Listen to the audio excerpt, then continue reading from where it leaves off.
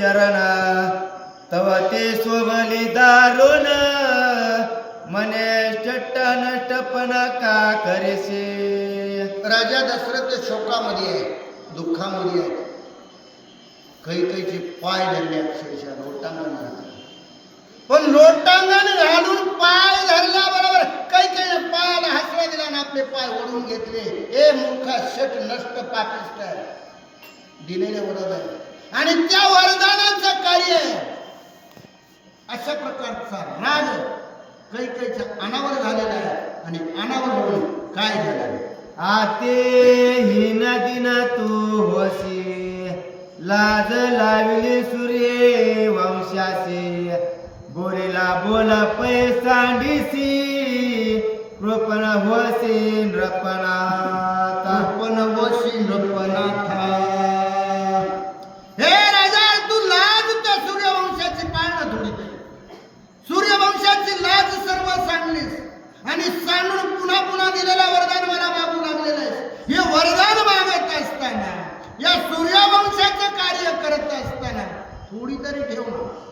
कृपणेच काय आपल्या भाषेत सांगायचं म्हणजे त्याला लई पुढचा शब्द आहे, कारण लई कटकतो. आणि तशा पद्धतीने माणसानं वागू नये. व्यवहारामध्ये हा शब्द येतो मला. चल, पाया पडल्यासी साठी मीना साडी अव्रत गोष्टी देणे नाही तुझे पोटी माहट होसे राया. हे राया, तू पाया बी पड नाही, काही कर, पाया पड, साष्टांग दंडवत घाल, विनंती कर, पण मी माझं सोडणार नाही. किती बी हट्टदार, किती हट्टाला जा म्हणले, पण माझं कार्य मी सोडणार नाही. कारण हट्टी माणसं जे असतात ना, ते आपल्यात येऊ नये आणि येऊ नाहीत म्हणून हेच ह्याच्यातून शिकायचे. कैकेयी एवढं बोलती हे तुम्हाला शिकायचे. राजा दशरथाला उद्देशून आपल्याला बोलायचे.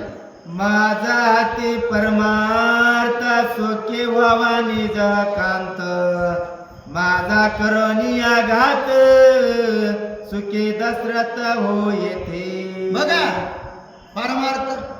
आता परमार्थ करत असताना आता इथं लावलंय रामायण, हे खरं आहे, पण महाराज म्हणते माझ्या हाताने लावलंय, मी आला, विषय संपला.